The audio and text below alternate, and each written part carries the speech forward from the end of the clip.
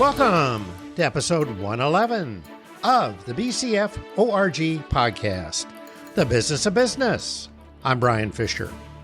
In the previous episode, 110, our guest was David Franchek, discussing CEO burnout to authentic leadership. Today's episode discusses executive pay negotiation with John Gates. This podcast series is targeted to business owners and C-suite executives. It reflects my 34 years as a business owner and subsequent years as a business mentor and consultant. It focuses on the various subjects and topics to help you run a successful, profitable business. They're approximately 15 minutes long, so you can listen while commuting. Hopefully, you'll find one or two takeaways to implement per episode. It's hiring season. Time to up your compensation negotiation skills. Based out of Medford, Oregon, John Gates is an author and founder of Salary Coach, where he helps C-suite executives and senior leaders negotiate higher compensation packages without risking their job offers or future relationships. John's unique approach, born from his extensive experience in corporate recruiting, consistently helps his clients score 10 to 20% more in their pay packages, even in challenging job markets. John's journey began when a sudden job loss led him to a low-paying role at a temporary agency, struggling to support his young family. The turning point came when he realized the power of leverage during his own salary negotiation, securing a substantial offer from Capital One, despite his initial fears. Through his journey, John developed a unique approach to help senior-level professionals navigate salary negotiations with confidence, using what he calls the Salary Coach method. Let's welcome John Gates. John, welcome to the BCF ORG podcast, The Business of Business. Thanks, Brian. I'm so glad that you invited me. I'm eager to get started on our conversation. It's going to be fun. It is. Thanks for joining us today, John. John, I'm always interested in people's stories. What's your background in becoming the founder of Salary Coach, where you're a compensation negotiation coach for people making 6-7 figures? That's an interesting story. And, I'm in a field of one. There's nobody else in the world that I'm aware of that's doing what I'm doing, and that is helping 6- and 7-figure earners to negotiate their pay without putting the offer at risk. It's a unique offer. And I got here kind of in a strange way. So I started off my career as a recruiter, and I spent 30 years in the corporate recruiting function. I took a couple years out and ran my own recruiting agency for a while. I've been in and out of process consulting for corporate recruiting functions, but I spent my whole career negotiating with candidates on the other side of the table. And so now sometimes people describe me as the prosecutor who's become the defense attorney. I'm the guy who has taught hundreds of recruiters on how to negotiate with candidates. Now I'm taking the secrets from the other side of that negotiating table, and I'm sharing them with my clients so that when they are talking about money in the recruiting process, they have the upper hand. They can safely get more money without putting the offer at risk. I started as a recruiter even by accident. When I was in college, I did not intend to become a recruiter, Brian. It wasn't even in my head anywhere. I wanted to be a financial analyst.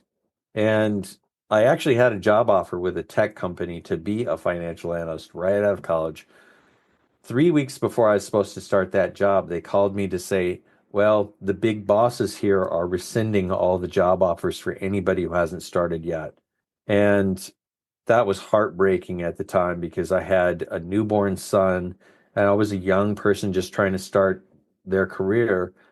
And I had no idea what I was going to do. I was terrified because now I was going from something promised to nothing at all in a tough job market. So I end up, after 3 months of struggle, I end up getting hired by a temporary agency because I could speak Spanish, I had a degree, and I looked good in a suit.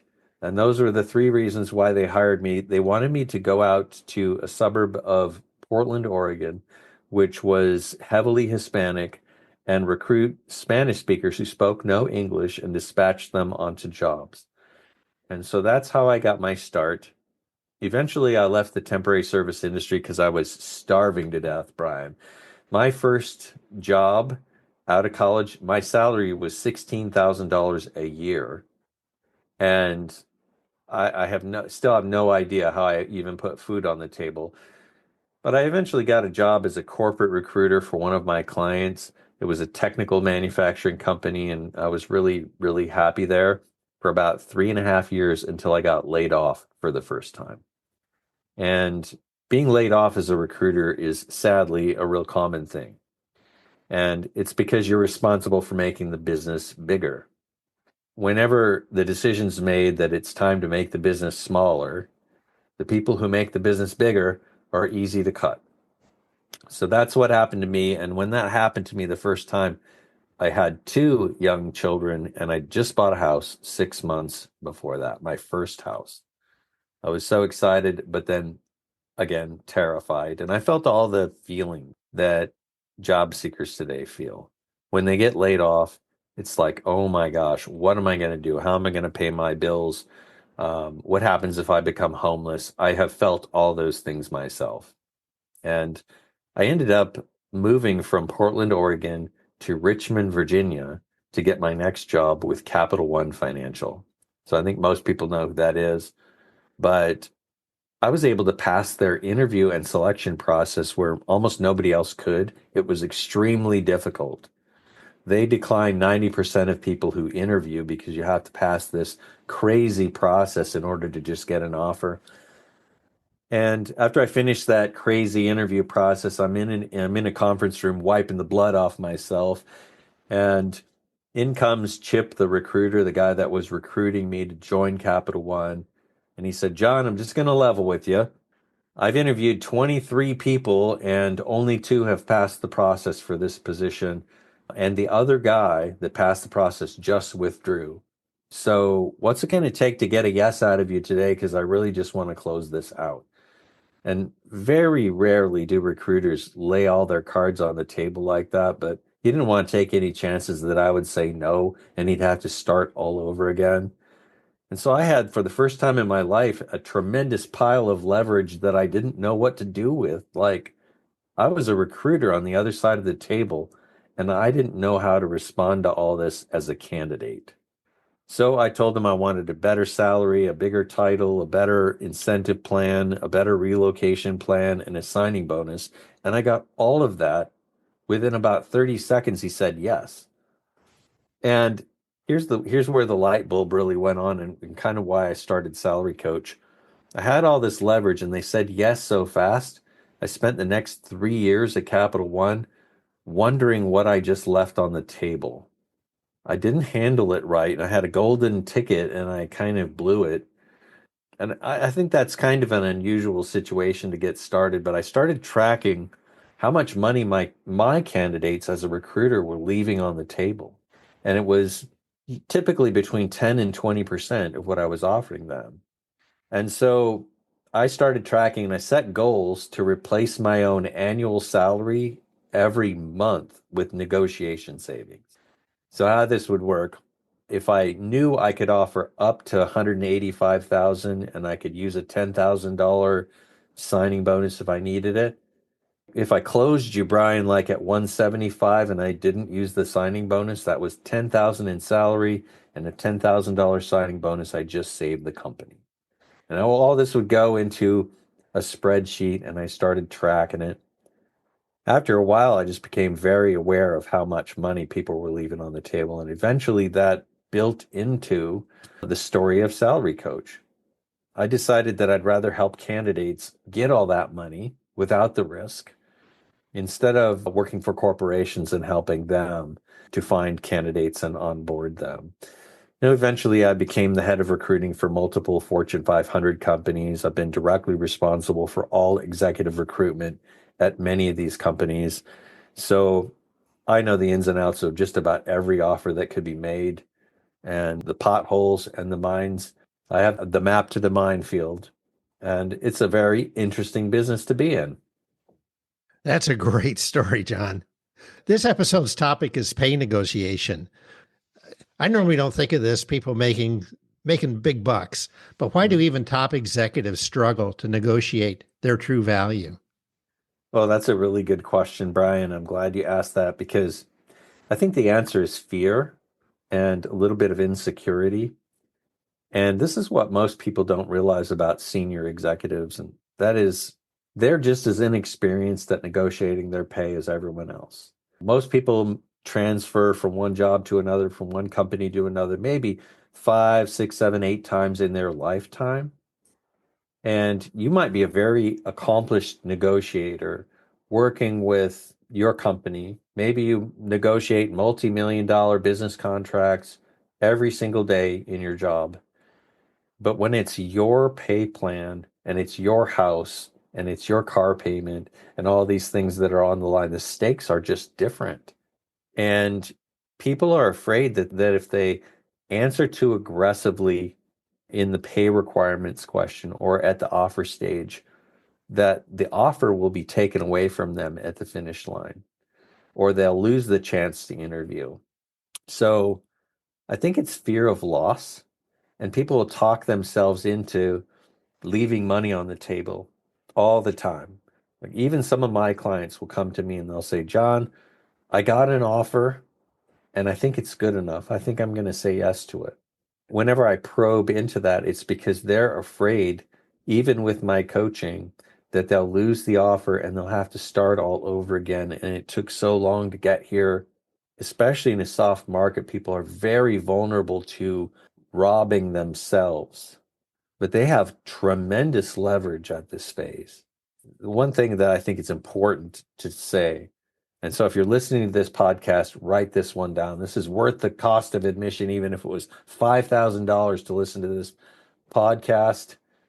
The most power you ever have in the job search process is the time between when they offer you the job and the time that you say yes. So one of the worst mistakes you can make is to say yes immediately when they offer you the job, even if you love the offer. They want you to say yes. And in many cases, they'll give you some extra goodies just to get you to say yes. And just like you, they do not want to go back to the beginning of the process and start over again. We're speaking with John Gates, founder of Salary Coach. John, what results or lessons learned have you seen with individuals that have implemented your recommendations? Well, there have been a lot of results.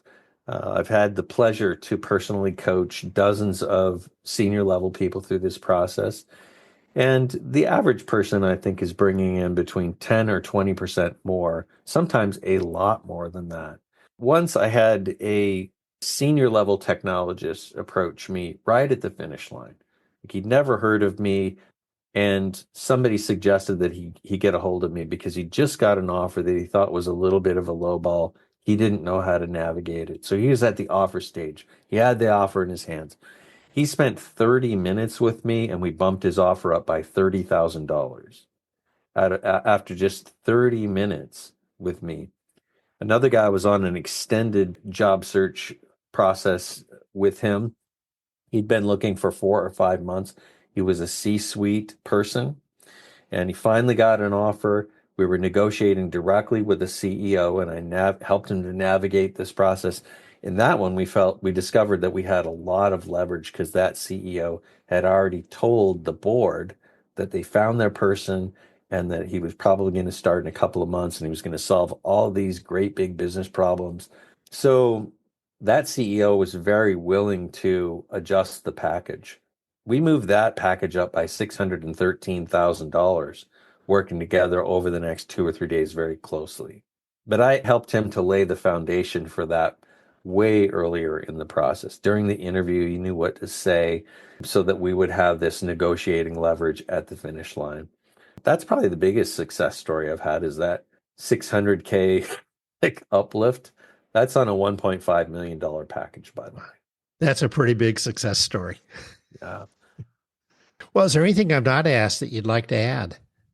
I think there's another big mistake that people make in this process, and that is thinking that you have to do this alone. When it comes to to negotiating or job search or things like that, you don't have to go through that by yourself. And it can be a big mistake to think that you're on your own in this process. There are people like me out there. Like, I specialize in negotiation, and I can help anybody listening to this get more money at the finish line if they want that. But there are other career coaches out there that can help you get unstuck if you're stuck in your job search. And if that's you, think about bringing a coach into your life. It can be a really good way to feel like you're not out on an island somewhere. You've been cut out of your organization. It can be demoralizing. And that demoralizing feeling does not have to defeat you. Oh, yeah, Brian, there's one other thing that I think is a common misunderstanding about pay negotiation. Most people think that negotiating your pay starts when you have an offer to negotiate. But it's my opinion that negotiation is a process that begins from the very first contact with the company. They're going to ask you what your pay requirement is. And so many people lowball themselves and limit their potential for negotiating right at that spot. So be aware that negotiation is a process and not an event. It starts there, and then when you go through the interview process, you're building leverage, you're building value all through that. So by the time you get an offer, a lot of negotiation has already happened, whether you know it or not. Well, John, how can people get in contact with you? The best way is just to email me directly, and my email address is easy. It's John, John, @salary.coach. That's probably the simplest way. And if you want to reach out to me, I can tell you about all the different ways you could work with me if you'd like to explore that. John, thank you for joining us today on the BCF ORG podcast, The Business of Business. Thanks, Brian. My sincere thanks to John Gates for joining us today. Managing the performance of your company is one of the most important things you do as a leader. This podcast is on YouTube and over 20 podcast directories. In search, type BCF ORG. Be sure to leave a space between BCF and ORG. And don't forget to like, subscribe, or follow the podcast. If you'd like to reach out to me for business mentoring or consulting, schedule a speaking engagement, ask questions, make comments, suggest ideas, or potentially be a guest like John, please go to bcforg.com.